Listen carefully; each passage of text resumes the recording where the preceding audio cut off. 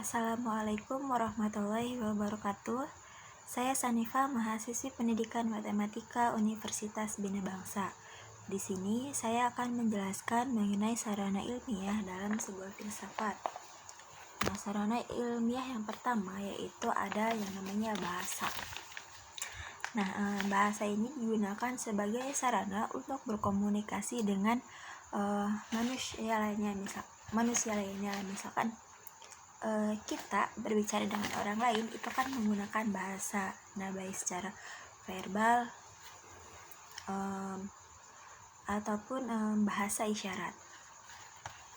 Kemudian ada fungsi bahasa yang pertama yaitu fungsi instrumental, di mana penggunaan bahasa untuk mencapai suatu hal yang bersifat materi seperti makan, minum, dan sebagainya.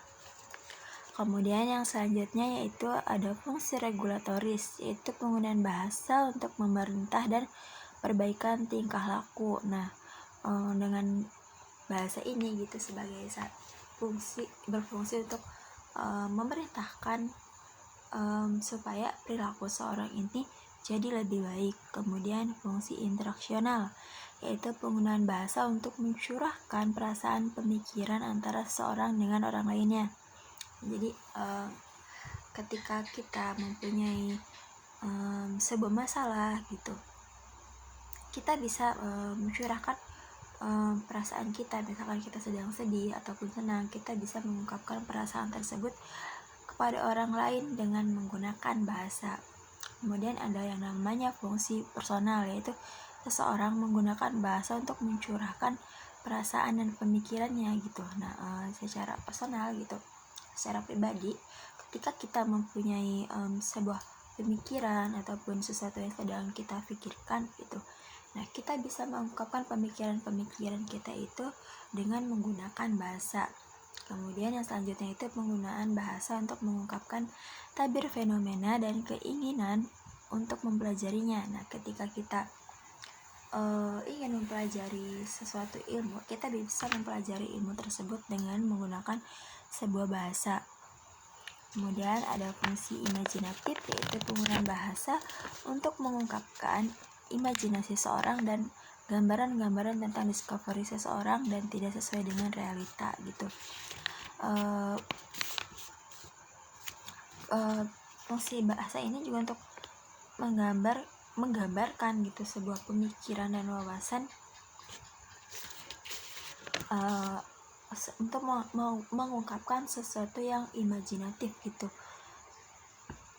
Kemudian yang selanjutnya yaitu fungsi representasional, yaitu penggunaan bahasa untuk menggambarkan pemikiran dan wawasan serta menyampaikannya kepada orang lain. Nah, ketika kita punya sebuah wawasan, ketika kita punya sebuah ilmu ataupun pemikiran, kita bisa menyampaikan wawasan tersebut ataupun ilmu tersebut dengan menggunakan bahasa.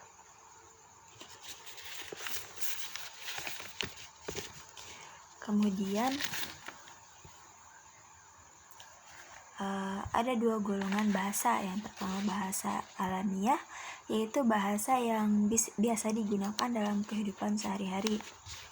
Misalkan ketika anak kecil ingin makan gitu, nah secara alamiah dia akan meminta kepada ibunya gitu. Misal dia akan berkata, "Bu, saya minta makan." Nah, seperti itu. Itu adalah bahasa yang ilmiah. Atau misalkan, "Bu, saya lapar." Nah, itu kan sesuatu yang refleks gitu, sesuatu yang alamiah gitu. Kemudian ada yang kedua itu bahasa buatan, yaitu bahasa yang disusun sedemikian rupa berdasarkan pertimbangan akar pemikiran untuk maksud tertentu. Nah, bahasa ini biasanya digunakan untuk menyampaikan sesuatu yang penting gitu, agar sesuatu tersebut gitu sampai kepada orang lain dengan pemahaman yang sama, agar orang yang menerima informasi dari kita gitu itu tidak salah paham. Kemudian yang selanjutnya yaitu ada matematika. Nah, matematika adalah bahasa yang menggambarkan serangkaian makna dari pernyataan yang ingin kita sampaikan. Nah, matematika juga berfungsi dalam bidang perkembangan ilmu maupun sosial. Nah, kalau dalam bidang sosial ini biasanya dia dalam bidang politik.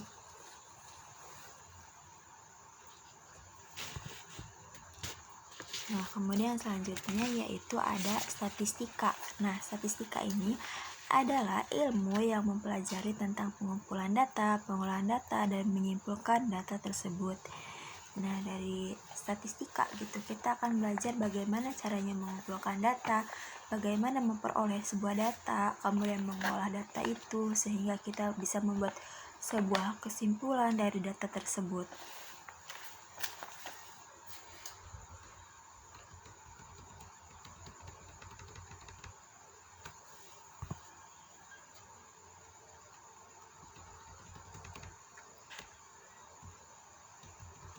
Kemudian yaitu statistika sebagai sarana berpikir induktif. Nah, ilmu secara sederhana dapat didefinisikan sebagai pengetahuan yang telah diuji kebenarannya. Semua pernyataan ilmiah merupakan fakta di mana konsekuensinya dapat diuji, baik dengan jalan mempergunakan panca indera maupun dengan alat-alat yang membantu panca indera tersebut. Nah, pengujian secara empiris merupakan salah satu mata rantai dalam metode ilmiah yang membedakan ilmu dari pengetahuan-pengetahuan lainnya. Kemudian kalau kita telah lebih dalam gitu, pengujian merupakan proses pengumpulan data yang relevan dengan hipotesis yang diajukan. Sekiranya hipotesis didukung oleh fakta-fakta yang empiris gitu, maka pernyataan hipotesis tersebut diterima atau disahkan kebenarannya. Nah, sebaliknya jika hipotesis bertentangan dengan kenyataan, maka hipotesis itu ditolak. Kemudian pengujian juga mengharuskan kita untuk menarik sebuah kesimpulan yang bersifat umum dari kasus-kasus yang bersifat individu.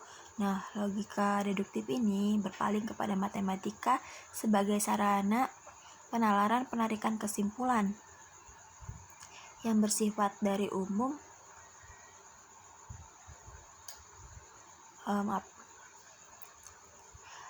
yang bersifat umum dari kasus-kasus yang bersifat individu. Kemudian logika deduktif berpaling kepada matematika sebagai sarana penalaran penarikan kesimpulan, sedangkan logika induktif itu berpaling kepada statistika. Statistika merupakan pengetahuan untuk melakukan penarikan kesimpulan induktif secara lebih seksama. Nah, kesimpulan yang ditarik dalam penalaran deduktif adalah benar jika premis-premis yang digunakannya adalah benar dan prosedur penarikan kesimpulannya adalah sah. Nah, sementara dalam pemikiran induktif,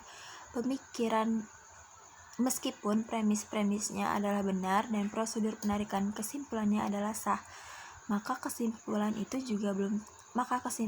belum tentu benar.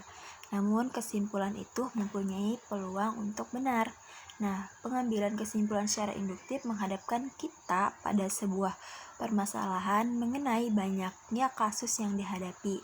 Dalam hal ini, statistika memberikan jalan keluar untuk dapat menarik sebuah kesimpulan yang bersifat umum dengan jalan mengamati hanya sebagian dari posisi yang bersangkutan.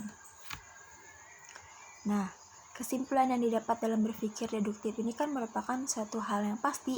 Ketika kita mempunyai premis-premis yang dipakai sebagai landasan penalarannya, maka kesimpulan penalaran tersebut juga dapat kita percayai kebenarannya.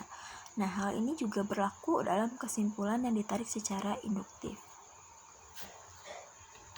Kemudian ada tahap-tahap metode keilmuan. Yang pertama yaitu observasi. Ilmuwan melakukan observasi mengenai apa yang terjadi, mengumpulkan dan mempelajari fakta yang berhubungan dengan masalah yang diselidikinya. Kemudian peranan statistika dalam hal ini yaitu mengemukakan secara terperinci tentang analisis yang digunakan dalam observasi dan tafsiran yang akan dihasilkan dari observasi tersebut. Tafsiran ini akan menitik beratkan pada tingkat kepercayaan kesimpulan yang ditarik dari berbagai kemungkinan dalam membuat kesalahan. Yang selanjutnya yaitu hipotesis ataupun dugaan sementara. Nah, untuk menerangkan fakta yang diobservasi, dugaan yang sudah ada dirumuskan dalam sebuah hipotesis atau teori yang menggambarkan sebuah pola dan menurut kapan ditemukan data tersebut. Dalam tahap kedua ini, statistika membantu kita dalam mengklasifikasikan, mengikhtisarkan, dan menyajikan hasil observasi dalam bentuk yang dapat dipahami dan memudahkan kita dalam mengembangkan hipotesis. Nah, yang selanjutnya yaitu ramalan. Nah, hipotesis dan teori yang ditemukan akan dikembangkan dalam deduksi. Jika teori yang dikemukakan itu memenuhi syarat deduksi, akan merupakan sesuatu pengetahuan yang baru yang belum diketahui sebelumnya secara empiris, tetapi dideduksikan dari teori. Nilai dari suatu teori bergantung dari kemampuan ilmuwan itu untuk menghasilkan pengetahuan yang baru. Fakta baru tersebut disebut ramalan, bukan dalam pengertian menuju hari depan, tetapi menduga apa yang akan terjadi berdasarkan syarat-syarat tertentu. Nah, selanjutnya yaitu pengujian kebenaran. Ilmuwan lalu mengumpulkan fakta untuk menguji kebenaran ramalan yang dikembangkan dari teori. Mulai dari tahap ini, keseluruhan tahap-tahap sebelumnya berulang seperti sebuah siklus.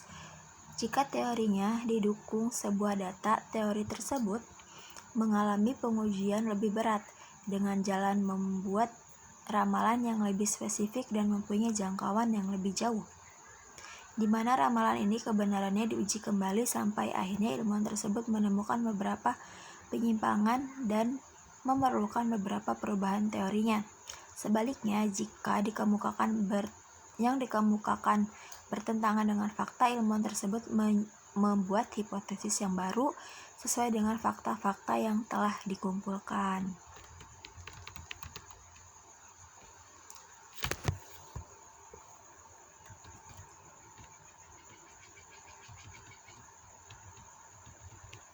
Nah, selanjutnya yaitu logika atau suatu jalan pikiran yang masuk akal.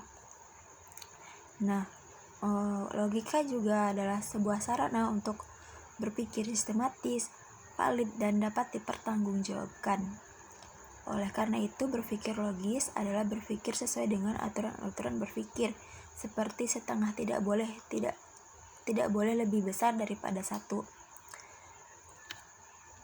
Kemudian ada aturan berpikir yang benar, yaitu mencintai kebenaran. Nah, seorang ilmuwan ini harus mempunyai rasa mencintai sebuah kebenaran.